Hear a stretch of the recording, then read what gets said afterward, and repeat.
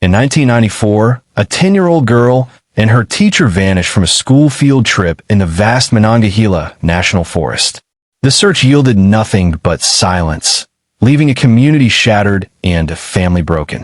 For 30 years, the mystery lay dormant, a cold, forgotten tragedy. Then, last night, a trail camera deep in that same unforgiving wilderness captured an impossible image. A face from the past, staring out of the darkness, and dragging a 3-decade-old nightmare back into the light. Before I begin, thank you for watching. Let me know in the comments, where are you watching from, and what time is it there? It really means a lot to know you're here with us. We're in this together. Now, let me tell you what really happened.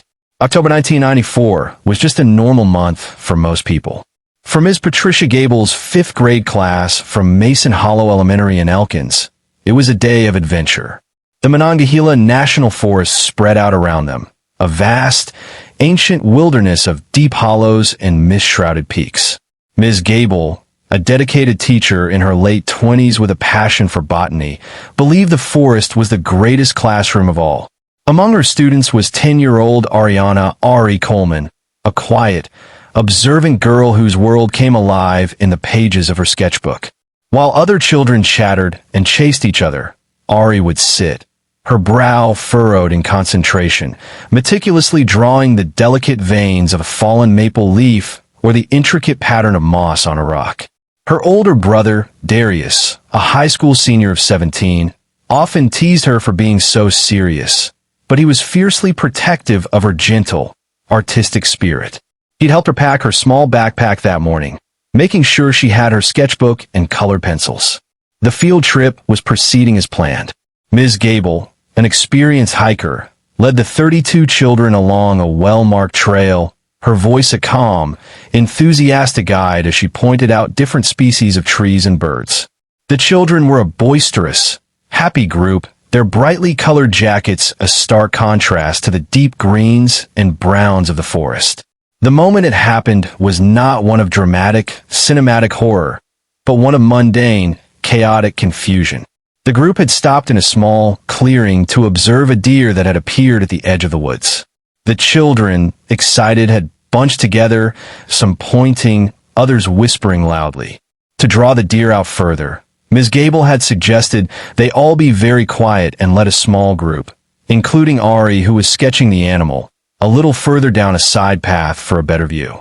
At that same moment, a sudden, unexpected downpour began, a cold autumn squall that had not been in the forecast. The sky, clear just moments before, turned a bruised purple-gray. Rain lashed down, turning the trail to mud in seconds. The children, startled and getting soaked, began to cry and complain. Chaos erupted.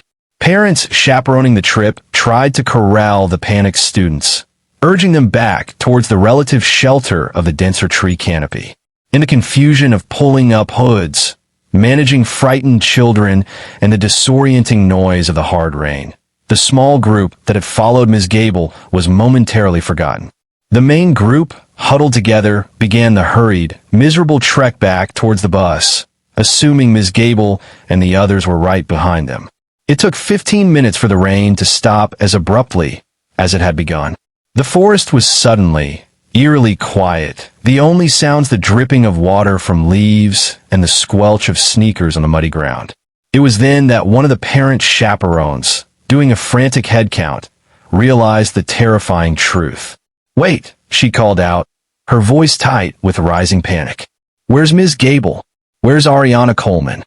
A frantic search of the immediate area revealed nothing. They were simply gone. There was no sign of a struggle, no dropped backpack, not even a single footprint distinguishable from the others in the rain-washed mud. It was as if the forest, in that brief, violent squall, had simply swallowed them whole. The remaining children, now quiet and shivering, were herded back to the bus. Darius Coleman was on the high school football field, the sounds of practice, whistles, shouts, the thud of pads, filling the crisp air when the principal's assistant came to get him. There was a phone call, she'd said, from his mother. Her voice was strained, unfamiliar. Darius's heart seized. He knew instantly that something was terribly wrong. He sprinted to the office, his cleats clattering on the linoleum floor. The principal, a kind man with a perpetually worried expression, handed him the phone. His mother's words were fractured, choked with a terror that traveled through the phone line and wrapped itself around Darius's soul. A field trip, Monongahela, Ari, and her teacher. They can't find them, Darius. They can't find her sister. The world tilted, the familiar school office dissolving into a blur of indistinct shapes and sounds.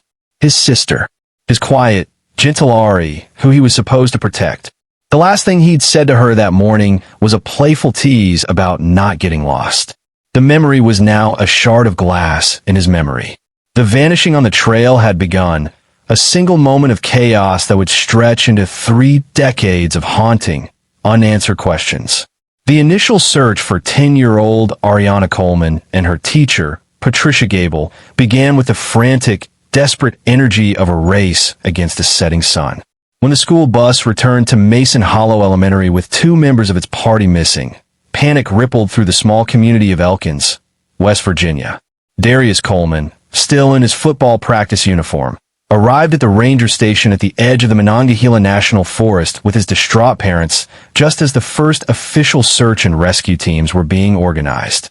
The forest, beautiful and inviting just hours before, now seemed like a menacing, impenetrable wall of shadow. The air, damp and cold after the sudden squall, clung to their skin. The initial reports from the parent chaperones were a chaotic jumble of conflicting accounts, all filtered through the lens of rain and panicked children.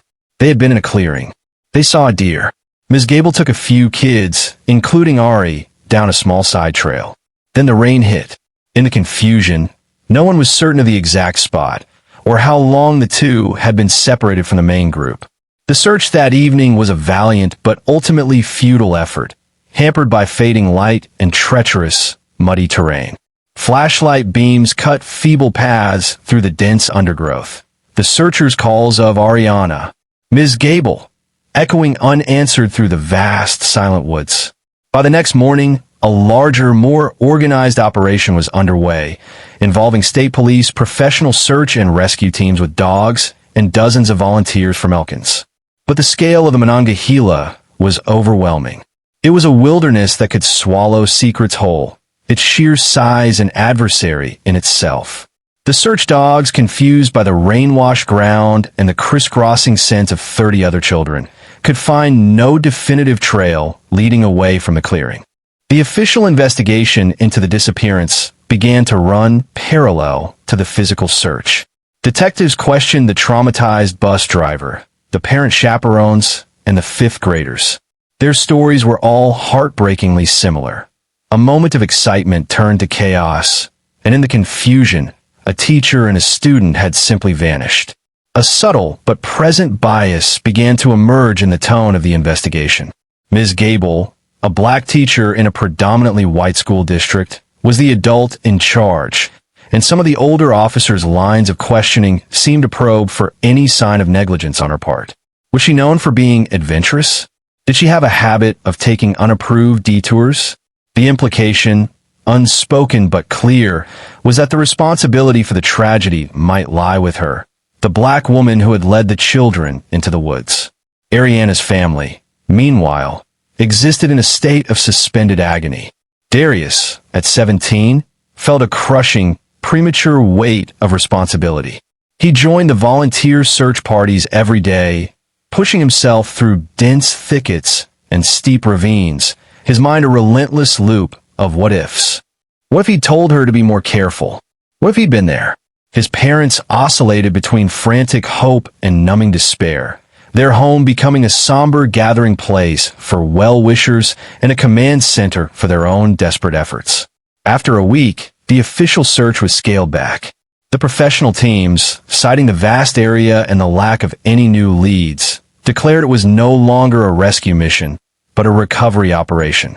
The chances of finding a 10-year-old girl and her teacher alive after so many days in the cold, wet wilderness were deemed infinitesimally small.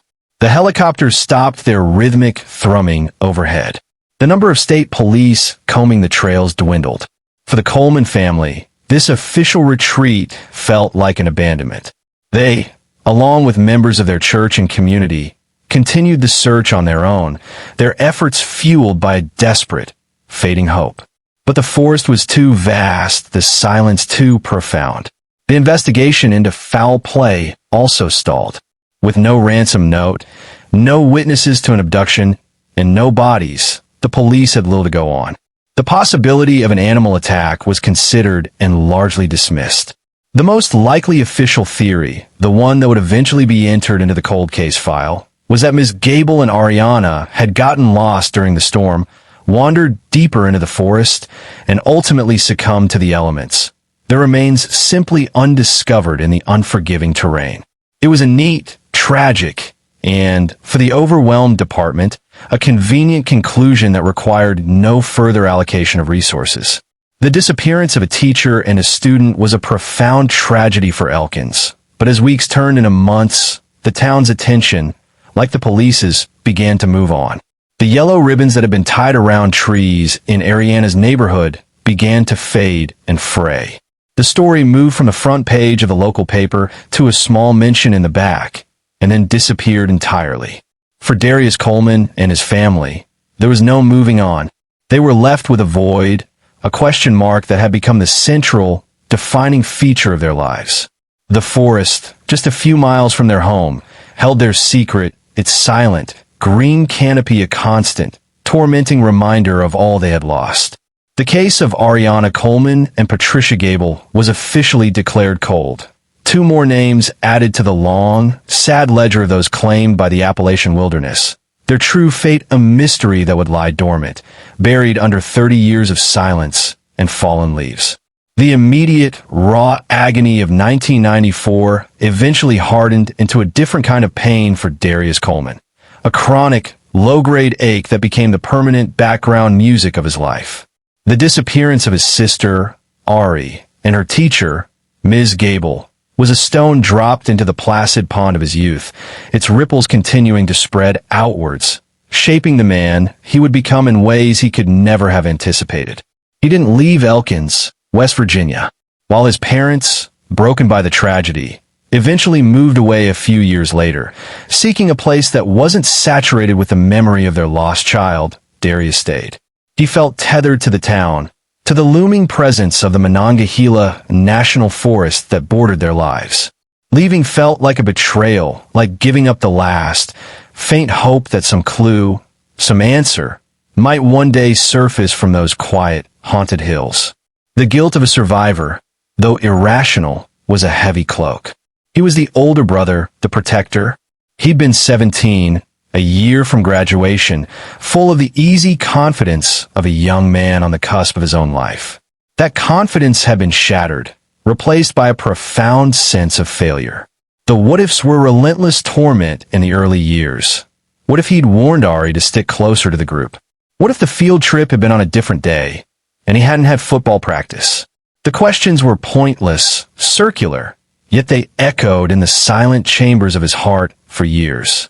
His life path was irrevocably altered.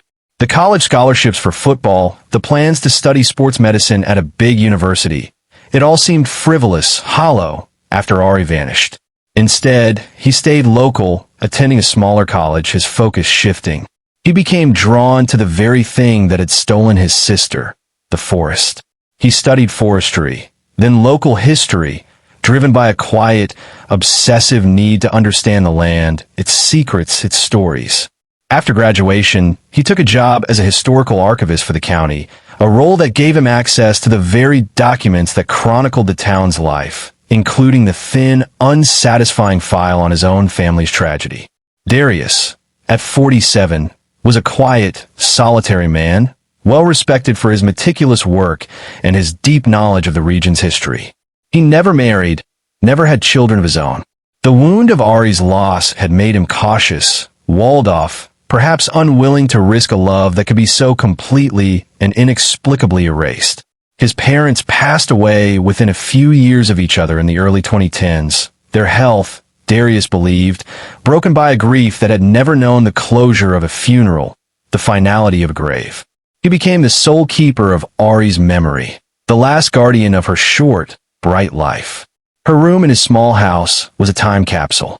He'd kept her sketchbook, its pages filled with her delicate, detailed drawings of leaves, birds, and imagined creatures. He had the few school photos, her report cards, the small, handmade birthday card she'd given him on his 17th birthday, just weeks before she disappeared. These were his sacred relics, tangible proof that his vibrant, 10-year-old sister had existed. The official case remained frozen in time. Every few years, a new, ambitious young detective might pull the file, read through the sparse reports, and call Darius. They'd ask the same questions, express the same sympathy, and arrive at the same dead end. The 1994 investigation had been too flawed, too superficial. The trail, if there ever was one, had been washed away by the first autumn rains, then buried under 30 years of decaying leaves and official indifference. Darius learned to see the quiet, systemic neglect for what it was. A black teacher and a black child lost in the woods was a tragedy, yes, but it had not warranted the kind of relentless, decades-long institutional focus that he saw other, different cases receive on the national news. It was a cold file among many, its resolution deemed an impossibility. Darius learned to live with the silence. The forest, once a place of terror, became a place of somber pilgrimage. He would hike the trails of the Monongahela, not searching anymore, but simply being in the last place he knew Ari had been. He'd stand on the overlooks, looking out at the endless green expanse and wonder, did she cry? Was she scared? Was it quick? Or did she endure something worse? The not knowing was a unique form of torture, a ghost that walked beside him through the quiet woods and sat with him in his silent house. He had made a fragile peace with the likelihood that he would go to his own grave with that ghost, with those unanswered questions. He had stopped expecting a breakthrough. He had stopped waiting for a miracle. The silence, he believed, was all that was left. The autumn of 2024 settled over the mountains of West Virginia with a familiar, melancholy beauty. For Darius Coleman, it marked the 30th anniversary of Ariana's disappearance. 30 years. A lifetime. The passage of time had done little to dull the ache. It had only transformed it into a permanent part of his own architecture, a silent, load-bearing wall within his soul. Miles away from Darius's quiet, commemorative grief, deep in a rugged, almost inaccessible part of Monongahela National Forest that bordered his own property, Silas Croft was engaged in his own autumn ritual. A man in his late 60s, with a face weathered by a lifetime spent outdoors, Silas was a hunter of the old school. He knew the forest's secret paths, its hidden springs, its silent language. For years, he'd been setting up trail cameras on his remote patch of land to track the patterns of the white-tailed deer and the occasional black bear that roamed the ridge. His cameras were simple, motion-activated units, their purpose to capture the mundane movements of wildlife. He checked the memory cards every few weeks, usually finding a predictable gallery of doe-eyed deer, raccoons with their bandit faces, and the occasional blurry image of a passing coyote. On a crisp October morning, Silas made the long trek to a camera he'd placed near a game trail overlooking a deep, secluded hollow, an area miles from any official path, known on old maps only as Blue-Violet Ridge. He swapped out the memory card, the familiar click of the plastic casing a routine sound in the vast silence of the woods.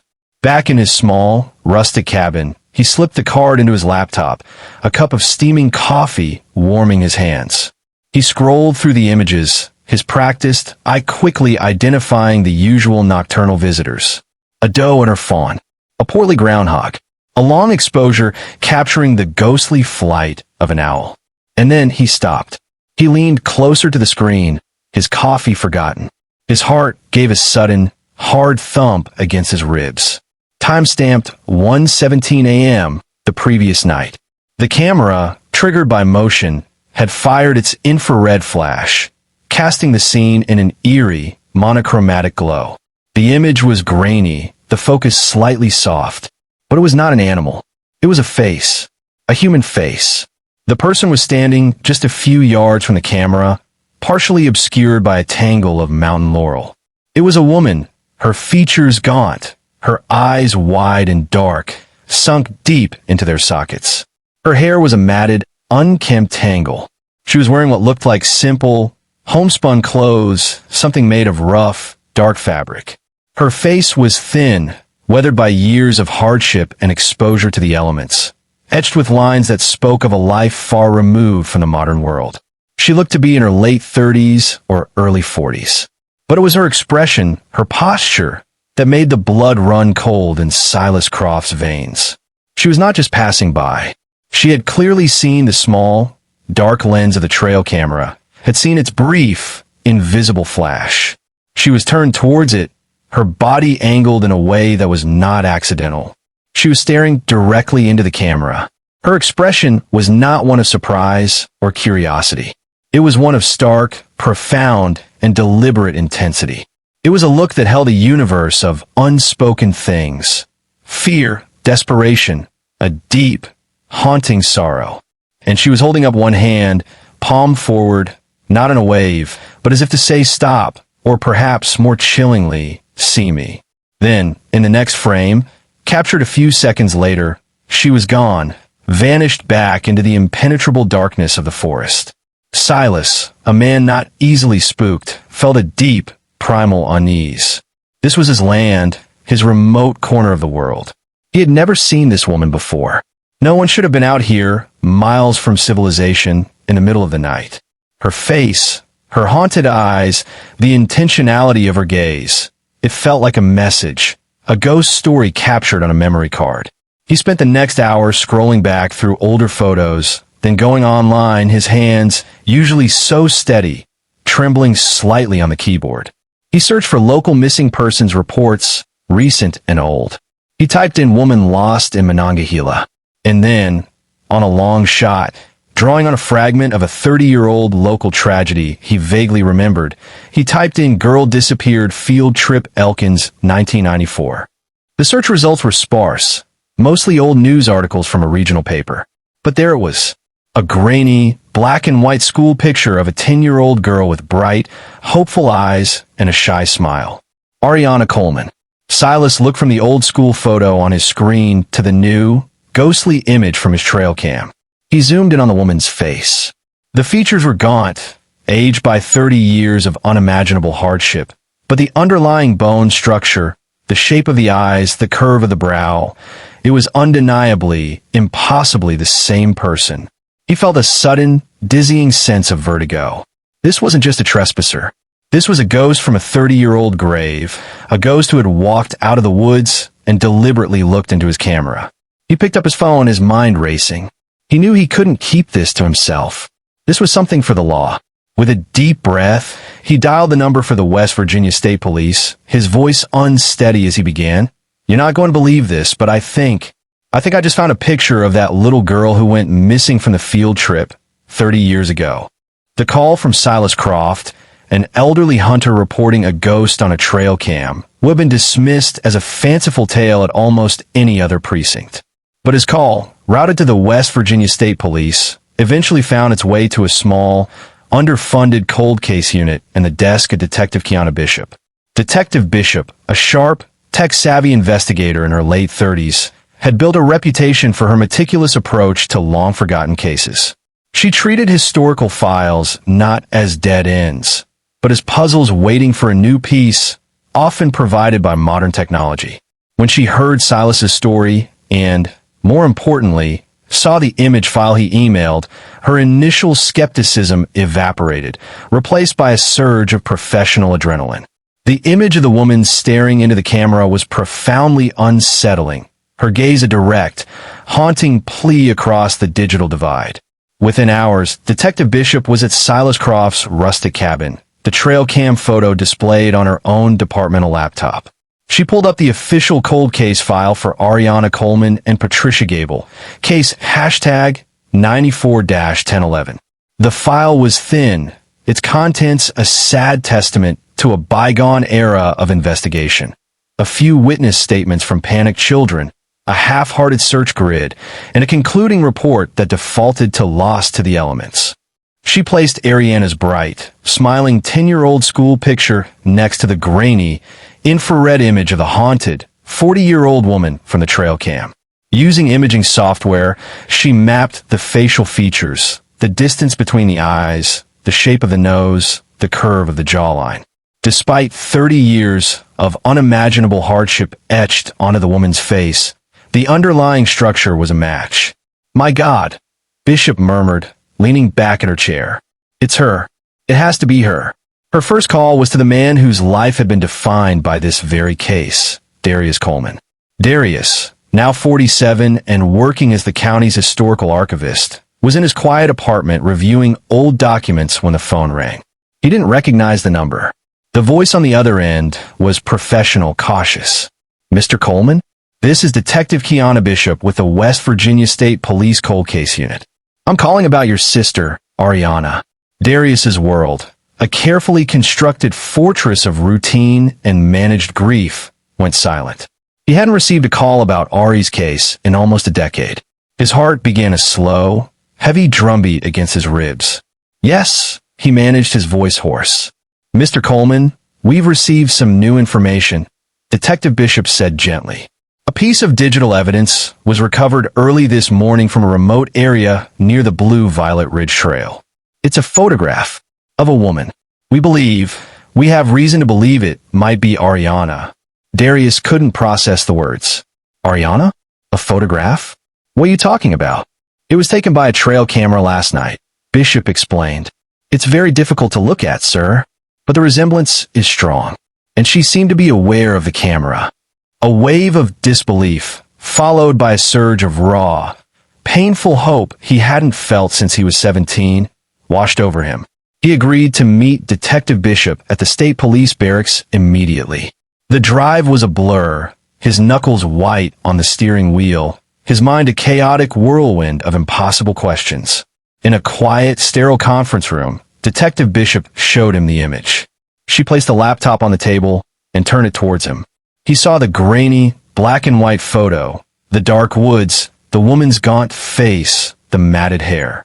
But it was the eyes that seized him. They were older, haunted, filled with a sorrow he couldn't comprehend, but they were Ari's eyes. The same large, observant eyes that had looked up at him from countless drawings and school pictures. He saw the way she held her hand up, the way she stared directly into the lens. It wasn't a chance encounter. It was a message, a desperate cry for help from across a 30-year chasm.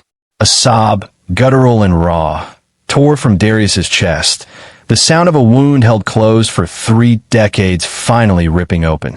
He covered his face with his hands, the image of his lost little sister, now a haunted, 40-year-old woman, burned into his mind. She was alive. After all this time, she was alive. And she was out there, in that same unforgiving forest that had stolen her. The discovery transformed the coldest of cases into a high-priority, active investigation.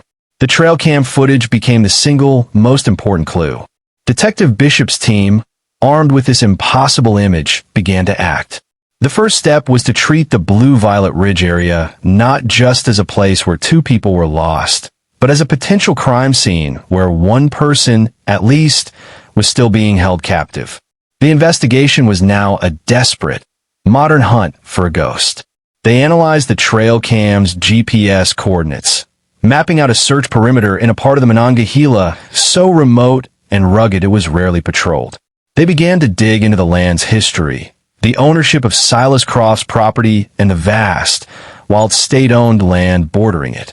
They re-examined every line of the original 1994 investigation file, now looking for clues not just of a disappearance, but of a potential long-term abduction.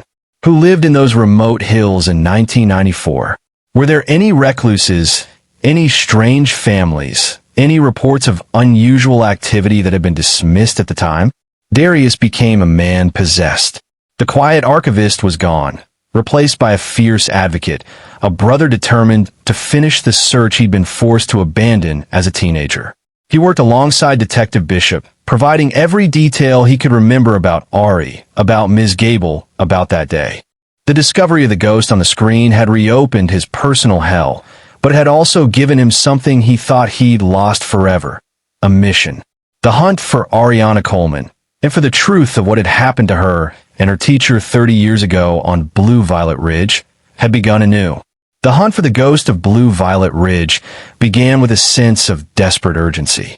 Detective Kiana Bishop, with Darius Coleman as a constant, determined presence at the command post, coordinated a search operation unlike any the region had seen in decades.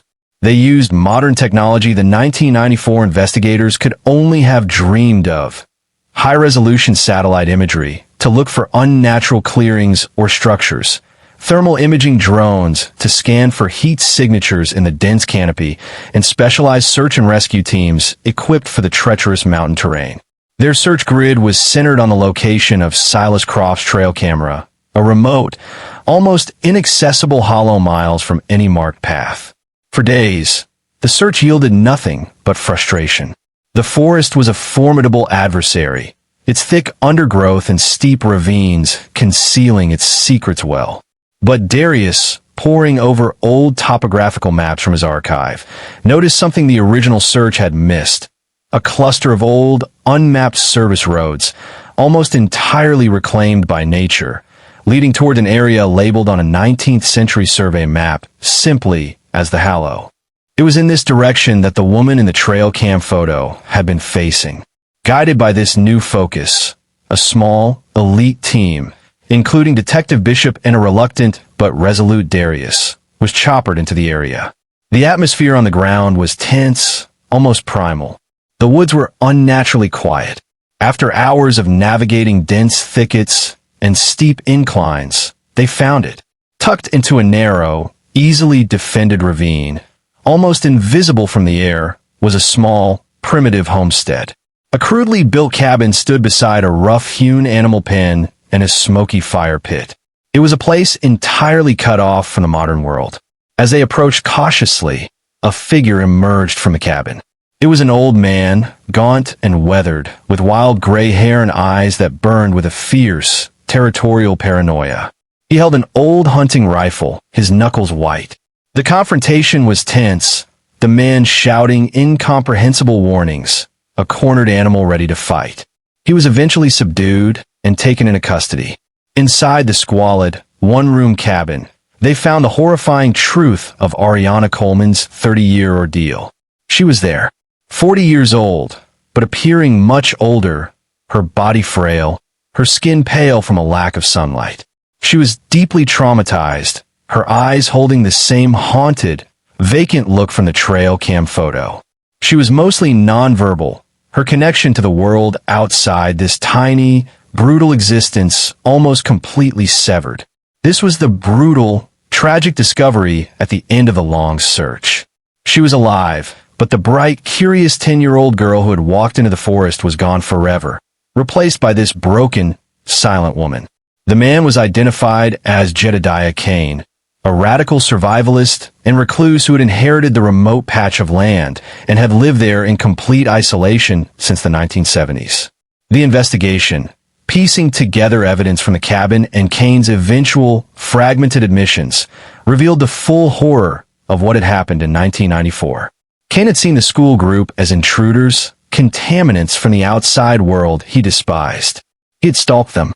During the chaos of the rainstorm, he had abducted both Ariana and her teacher, Ms. Patricia Gable, dragging them to his hidden homestead. Ms. Gable, a brave and protective teacher to the very end, had fought fiercely to protect her student. For her defiance, Kane had killed her within the first few days of their captivity.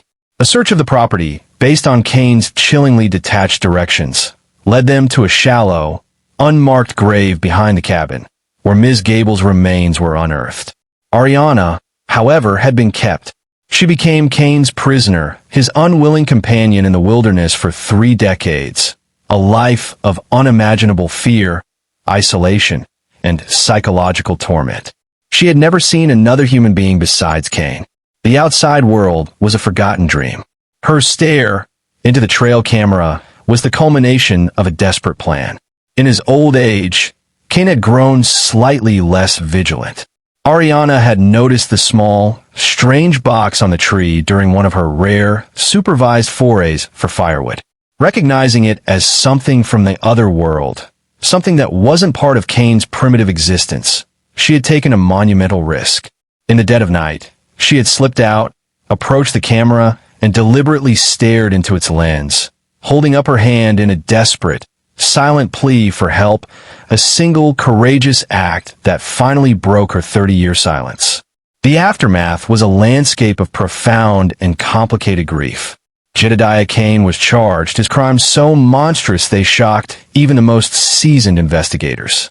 Justice, in a legal sense, will be served. But for Darius, the resolution was a tragedy of a different kind. He had his sister back, but she was a stranger, a woman haunted by ghosts he could never understand, her spirit shattered by 3 decades of horror. The joyful reunion he might have dreamed of as a boy was replaced by the harsh reality of long-term care, therapy, and the slow, arduous process of helping a 40-year-old woman learn to exist in a world she had left as a child. The final scene of the story sees Darius sitting with Ariana in a quiet, sunlit room at a specialized care facility months later. She is still mostly silent, but she has her old sketchbook, a new one provided by Darius, open on her lap. Her hands, weathered and scarred, are slowly, hesitantly, drawing the shape of a flower, a faint echo of the curious little girl who once loved to capture the beauty of the forest. Darius watches her, his heart a complex mix of profound love, immeasurable sorrow for the life she lost, and a quiet, somber gratitude for her impossible survival. He had found his sister, but the victory was a testament to the brutal, enduring nature of her struggle. The ghost of Blue Violet Ridge had come home, but the forest, in many ways, would never truly let her go.